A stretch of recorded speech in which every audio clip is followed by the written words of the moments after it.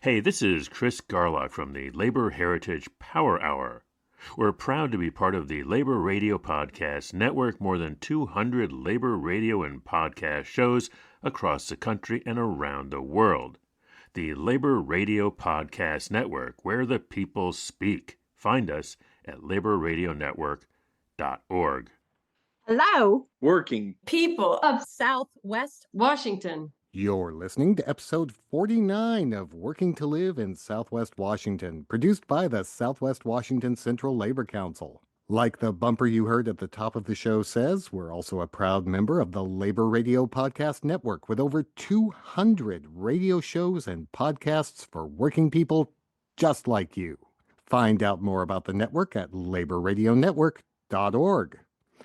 I'm Harold Phillips, and before we get started, we want to remind you that the views and opinions expressed on this show are not necessarily the views and opinions of the Southwest Washington Central Labor Council, its affiliate unions, our guests' unions or employers, not even all those people playing Warhammer over at Contrarian Games. Nobody's but theirs. Okay, now that that's over with. Contrarian Games? Why the heck am I talking about a cafe where, as they like to say, board games, coffee, and people collide? Well, if you stop by Contrarian Games between now and May 1st, you'll have the chance to get a cup of coffee, meet some great people, maybe even find your next favorite board game for family game night. But you'll also get to see a poster on the wall focused on the changes and challenges the labor movement faced in the early 1900s. That poster and a bunch more like it at establishments around Vancouver were created by the Clark County Historical Museum, and they've been placed all around town so you can find them as part of a scavenger hunt that will culminate in a May Day celebration at the museum on, May Day, May 1st at 5 p.m. So who put all this together? Local union members from a coalition of educator, healthcare, state worker, and other unions here in Southwest Washington. We've got a few members of those unions here to tell us all about the celebration, the scavenger hunt, and how you might win a gift certificate from local merchants by collecting points in the scavenger hunt. Now, this is a big group here, folks. I think this is the biggest we have ever had on the show. So give us just a minute here. First, we've got Rachel Rice, a member of the Public School Employees of Washington. Thanks for joining us, Rachel. Thank you. And we've got Catherine Imony from the Evergreen Education Association. Thank you for being here, Catherine. Thank you for having me. We've also got Connor Daniels from the Oregon Federation of Nurses and Health Professionals. Great to meet you, Connor. Hi, nice to be here. And Sydney Brahmavar with the Clark College Association of Higher Education is also here. Thanks for being here, Sydney. Thanks for having me. Rounding things out, we have two old friends of the show, Courtney Braddock from the Washington Public Employees Association. Great to see you again, Courtney. Good to see you again. And everybody's favorite. In fact, she was awarded Union Member of the Year just this past year, Marge Hogan with the Evergreen Education Association. Thanks for joining us again, Marge. Thanks for having us, brother. Okay, now that we've got the introductions out of the way, before we get into the scavenger hunt, let's talk about May Day, because I think some people know what May Day is. A lot of people may not know why we celebrate it or what it's all about. So what is this May Day thing that's happening on May 1st? We could start with a little bit of history about May Day. The original Labor Day was May Day and is celebrated around the world as International Workers' Day, commemorating something that happened in Chicago in 1886, the Haymarket Affair. The U.S. hasn't celebrated May 1st as May Day for a long time, except in many labor organizations and also in immigrant rights organizations. It's interesting to note that, at that time in 1886, there was a lot of fear-mongering around immigrant workers, and that's happening now again. So our local Evergreen educators came together last year and decided May 2025, we want to have a day of action for our local to celebrate workers and to push for workers' rights. So traditionally, International Workers' Day, as you said, is May 1st. And the Evergreen Education Association decided they wanted to have some big commemoration, but the US already has a Labor Day. So what's the difference between May Day and Labor Day? Labor Day was created in the United States, I think, as a way to divide us from the rest of the world. And in response to the Wobblies, the workers of the world, was my understanding of why in the United States we have Labor Day and the rest of the world celebrates May Day as a celebration of their union solidarity and workers in general, union or not. Now, Marge mentioned the Haymarket Affair. I don't know if a lot of people know what that is. Can you give us some background on that? Workers at the time in Chicago and other industrial areas were pushing for an 8-hour workday. And there was a large peaceful protest that ended up with police repression and multiple demonstrators were killed. And so the following day, workers went out again. And at that time, a bomb went off. To this day, we don't know who set off the bomb, but several workers, including immigrant workers, were blamed, some of them who weren't even at the demonstration and were executed. There's great information about that. If you look as an educator, we often use Zinn Education Project as a great resource for labor history and other kinds of American history if you want to read up on it. But there's lots of other sources that you can look to see what is it that exactly happened in Haymarket that caused it to become that international symbol of worker solidarity. All right. So it makes sense that a lot of the locals that you folks are a part of would want to be a part of a May Day celebration. You're talking about workers standing together. I mean, that's kind of the essence of unionism, right? But Catherine, how is it that the Clark County Historical Museum got involved in this? Well, the Clark County Museum, they're full of history, right? Not just history of just Clark County, but also like history of labor union, worker strikes and all that. It's perfect. It's the perfect spot to learn more about it. And it's a good common ground for everyone to get together and get to know the same information. Maybe Catherine could talk a little bit about the development of the idea. We started with this idea of having kind of different places walking around downtown. Catherine and or Connor, I don't know if you could talk about how that idea evolved of the scavenger hunt and the resources that the museum had already created. Yeah, so Catherine and I, you know, were together and I think it was sometime last year, Last summer. last summer. Yeah, we play this game on our phones. Most people are aware of Pokemon Go. It's the mobile app on your phone. You go out, walk around, catch a bunch of Pokemon. We had played it a lot and we'd gotten back into it last year, and we had noticed that a local group set up this festival essentially in the summer in and around downtown Vancouver. It was almost kind of like a block party centered in Fort Vancouver, and it was wonderful. It was going around to a bunch of local areas that were up and down Main Street in Vancouver, and they gave you this little booklet. And they partnered with these local shops, and they would give you a little stamp if you visited their store or shop, or somehow brought life into the community. And it was a really cool thing, and it was a really fun way after the fact to like look at downtown Vancouver, look at all these different places. You spend the day going through downtown Vancouver, visiting shops you never really knew existed, or maybe you had been there, you knew it was popular, and you went and tried new things and boosted the local economy essentially. And it was really fun, and we brought that up as an idea of, if we really wanted to invest it in working people and working people everywhere, then getting to be in your community was a really great idea. To me, it was a really strong example on how a community can get together for a universally beloved franchise, especially when you turn it into a game in real life that everyone can partake in. And a scavenger hunt, I feel, would play a part in encouraging that same communal feel and get multiple unions to interact with each other, all while also learning about the respective mission and the goals for the workers. I feel like in rally or parade, people tend to stay within their own respective groups, which wouldn't provide as much opportunity for their locals to interact and get to know with other local unions. That's kind of amazing when you think about it.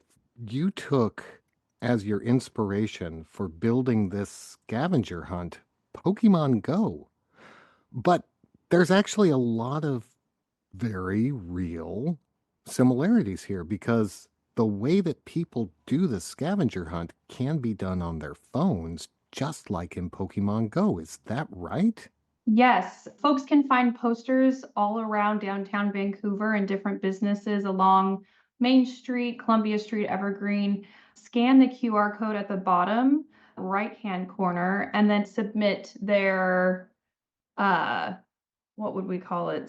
Submit their submissions. I don't know what to call it. Submit their selfies in front of the labor posters that can be found in all of our small local businesses we chose. And they all have posters created by the Clark County Historical Society that highlight the very rich labor history of our community. But it's not just the posters, right? I mentioned the posters early on, and you folks mentioned that there are QR codes on the posters, but there's a lot more activities that can be done in this scavenger hunt. There are all Ooh. kinds of labor actions you can take to get entries into our raffle, which is what each square on our bingo card represents. Some of them include pictures, some of them include reading and or checking out local labor press, things like that. So highlighting the urgent needs of unions in our community and small local businesses that are third spaces where you could meet theoretically to organize. So there's many ways to get involved. We hope you'll do them all.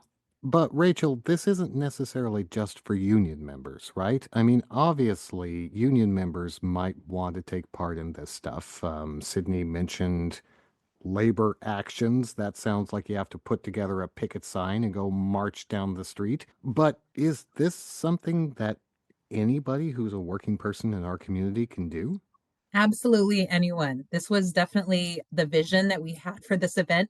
We didn't want it to just be for union members and for employees in our city. Although that is what we're celebrating, we definitely wanted this to be a community experience because what I'm very passionate about, and I know everyone else that's a part of this event is very passionate about, is we want to bring together community members, parents, educators, workers, children, students. We definitely want this to be a unanimous community collaborative event that anyone can participate in. It's as simple as scanning the QR code, like Sydney said, participating in the little boxes. Many of them are super easy, just taking a selfie and taking a picture, hugging a librarian, just really easy, fun, engaging things that can help them enter a raffle and get to know a little bit more about our history.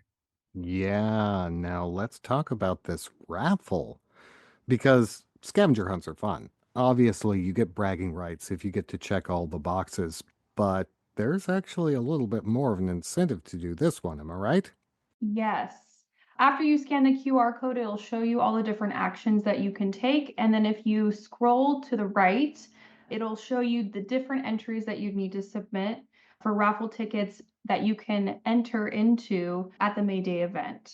You can win even if you're not able to attend, so we can mail you gift certificates. You don't have to be present to win, but we will have additional, we actually have a lot of people submitting raffle items, so we will have an additional on-site raffle for people that come to the Clark County Historical Museum. Can't say enough how really wonderful the Historical Museum has been. When we first reached out to them after that scavenger hunt idea came up, we were talking about their labor history tour that has gone around in downtown Vancouver in the past.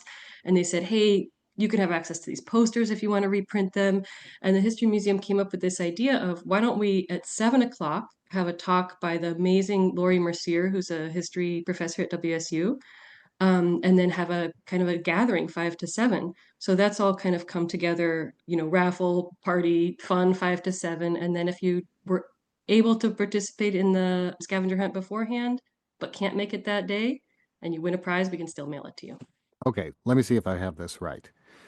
The celebration at the Clark County Historical Museum is from 5 until 7, and then at 7, there's going to be a talk.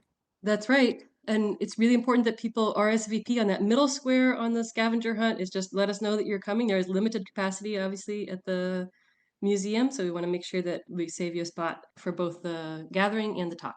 And correct me if I'm wrong, but isn't RSVPing for the celebration actually something that enters you into the raffle? Yes, absolutely it does. And the labor talk is kind of this culmination of like everybody's been out doing all these activities, earning all these points, and everybody coming together after exploring and whatever, learning even more things from even more respected people that know so much more about the labor movement. It's just kind of that culmination and final get together of like, hey, here's where we're all going to learn. Here's where we all going to talk, learn from each other what we've learned on this scavenger hunt adventure, and finally chat with each other and meet up with everybody and celebrate workers' rights and history. So again, kind of a Pokemon Go situation where you could have a bunch of people running all over town, getting all these points. They may interact with each other, they may not. They may hug the same librarian and say, "Oh, are you doing this? Yeah, I'm doing this too." But they know that they're going to see each other at the celebration at the historical museum. That's really fantastic. And the businesses that we've highlighted are, I think, quite important that we have third spaces. That's something we're missing.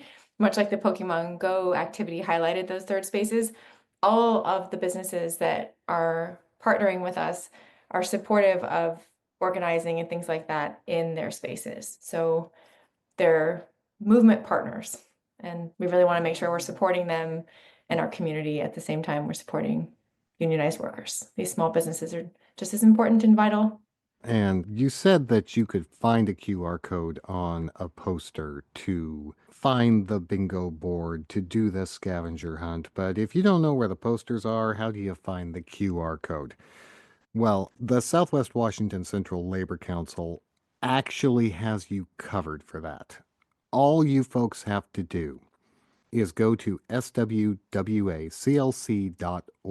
And on that homepage, you are going to see a link to the May Day scavenger hunt. And you can click it, you can see the board. You go to that website, you can find out what businesses have these posters. And along the way, find out some of the other cool things you can do, like snap a selfie while you're reading a labor book. Something like that. So, the celebration is at the Clark County Historical Museum. Starts at 5 p.m. on May 1st. And where is the Historical Museum anyway? It is on Main Street in downtown Vancouver, across from the New Seasons. Perfect. Now, before we go, I'm going to guess that y'all have seen a couple of May Days in your time. Workers have always struggled. There's always been something to talk about when it comes to the worker struggles. What is this May Day like in 2025 compared to some of the other ones you've seen? What are the struggles that you're facing in your locals right now? So, the Oregon Federation of Nurses and Health Professionals, we have recently kicked off bargaining for Kaiser Permanente. Well, many of our Kaiser members are stationed in and around the Portland metro area. We do represent some here in Vancouver as well, in the Cascade Park and Orchards area.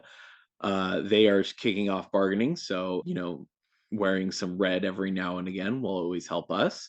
Peace Health Southwest, we're always trying to fight off bully bosses and unilateral changes to working conditions. So we're always looking for some local solidarity and shout outs to healthcare workers everywhere. Yeah, in fact, didn't Peace Health just have to settle a complaint against them for calling the police on some organizers? Yeah, that was they recently admitted to some fault to kicking some WSNA stewards off of the property when they were off the clock. Yeah, that's a problem that Peace Health has been doing. So glad they finally had to admit that. Catherine, tell us what's happening at the Evergreen Education Association. So for Evergreen Education Association, I would say a lot of our support goes to PSE right now because I believe they're in the midst of negotiating the contract. EEA focus on the certificated staff like teachers, and PSE focus on classified staff such as paraeducators. But even though we're two different unions, our focus are the same. It's about safe working environment, livable wages, but also our students as well. Like teachers, paraeducators, staff focused on student education, their rights as well, because it takes a team to support students, even though we're two different unions. Our focus are very similar, very much the same. Rachel, you are with PSE, correct? What Yes. sort of things are you fighting for in this contract? We've just begun negotiations, but things that are always on the table are livable wage. I think the biggest concern that we have with classified employees is this position was founded on, I don't want to be stereotypical, but stay-at-home moms that just needed a little something extra for fun. And what this job has turned into is needing really qualified and educated adults that can help manage students when they need to be de-escalated, and different safety issues have come up. So something that we're definitely striving for is a livable wage for these employees, also proper training to make sure that they're safe at their job, because we don't want anyone to feel like they're not safe. So those are things that are always on the table when we're negotiating. And I've really come to value partnering with EEA and also with the parents in our community, because what better collaboration to have than the parents with the students and the educators all working together to make sure that everyone is happy and safe and equitable. And when it comes to facilitating for students and for their families, Sydney, Courtney, you're both at Clark College. I'd imagine that there are some struggles over there as well, right? We are the faculty union there, and we are just gearing up to bargain. But our primary focus right now has been on threats from the federal government, and we'll see what we take into our bargain. We're still collecting feedback from our members, but right now we are more united than we've ever been against the overreach of the federal government. So TBD, what we need from the community, just overall support of all of your educators is always appreciated, especially now. Yeah. From the WPEA, we represent classified staff for the state workers of Washington, and we also try and work in tandem with WFSE, which is the Washington Federation for State Employees. We had a really long and hard contract bargaining season this last summer. We did end up ratifying a contract that got us 5% over the next biennium, but now there are threats to potentially receiving that 5% through furloughs from the state. So we're asking folks to email, call their representatives, and tell them to pass a budget with no furloughs, no cuts to our healthcare premiums or anything like that. And WPEA also represents FVRL, which is Fort Vancouver Regional Library, our local library, which you may have heard a couple of times mentioned of hugging a librarian. We're looking for folks to keep an eye out for the ballots that are going to cover the levies on August 5th. So this summer, they are really counting on folks to pass that levy in order for funding to continue. So yeah, and go hug a librarian. So, Marge, look, we're talking about contracts and percentages of wage increases and all that sort of thing. And I think a lot of union members, they understand that. They understand contract negotiations and that kind of stuff. But May Day is International Workers' Day. It's not International Union Workers' Day, you know? So when you look at where things are right now for working people in our community, what are some of the big struggles that really need to be addressed? I think the beautiful thing about this kind of gathering and the kind of activities that we're engaging people in is you don't have to be a union member to begin to see the patterns between, people who are state workers are not getting a fair wage, people who are educators are not getting a fair wage. Working conditions are extremely hard. Things are hard for families. One of the actions that you can take is in support of immigrants. And we know that immigrant families and communities and labor are particularly hit hard at this time, as Sydney said, because of the overreach of the federal government. We're hoping that this kind of activity helps people to try to make those connections of we are all in this together. Even if you're not unionized, as a working class person in our community, we're feeling many of the same things. And we can work together in solidarity to build the kind of future that we want to see for working people in Southwest Washington. We're all in it together, right? I mean, if there is one message that we should all take into May Day and take away from May Day, it's that Every working person is in this together. There are a lot of efforts to divide working people along ethnic lines and color lines, but at the end of the day, it doesn't matter whether you're a teacher or a certified person working in the schools or a state worker. We're all working people. We're all fighting for the same kind of things. It really is a safe place at work, the ability to do our work. And let's maybe have enough time to go home and rest and stay with our families. You have more in common with your fellow worker than you'll ever have with the billionaires taking over our government right now. So just remember that. Bingo.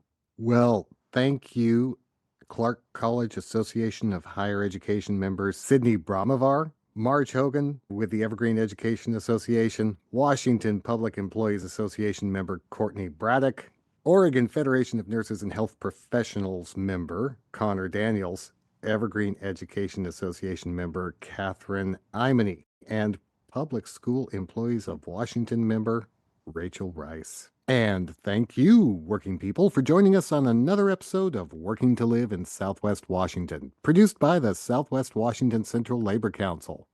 Folks, Sydney was right about how there's more that unite working people than divide them.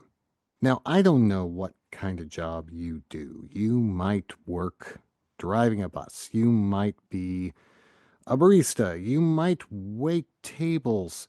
You might even be a voiceover artist.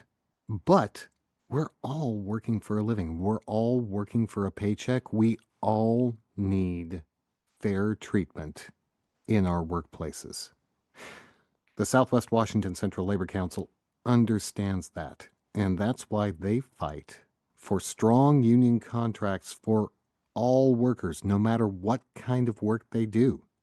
And that's why this podcast was recorded under a SAG-AFTRA collective bargaining agreement. Remember, working people, this is your show. We want to know what you want to hear on it. Email us at podcast@swwaclc.org or find us on Facebook, Instagram, and Twitter at SWWACLC. And hey, don't forget to subscribe to the show. And while you're at it, give us 5 stars or hug the librarian or whatever your podcast platform of choice gives you to let people know you like what we're doing here. One last thing, folks. Now, I know that May Day may be one of those days that has a bit of a reputation, right? Yes, often there are protests. Often there are marches. But when you look under the surface of all those protests and marches, what does it come down to? It comes down to working people standing up together. May Day is International Workers' Day. And across the world, people are struggling to make enough at their jobs to have a good, secure living where they can not only take care of their families, but even put some aside for retirement or vacations or, who knows, maybe the next generation to go to college. Does that sound like a struggle that someone you know has? Does that sound like a struggle that maybe you have? Well, guess what? Workers in countries all around the world are having that same struggle because there is more that unites us than divides us. As we move into this new era of trade wars and tariffs, there's a real possibility that you could demonize workers in other countries who have it better off than you or who will work for less than you. But remember, we really are all in it together. There is more that unites us than divides us. So if you see people talking about those people in Mexico or Canada or Vietnam. Remember, we're all working people. We're all fighting for the same thing. And on May Day and every day afterwards, we all need to stand up together. We'll see you soon.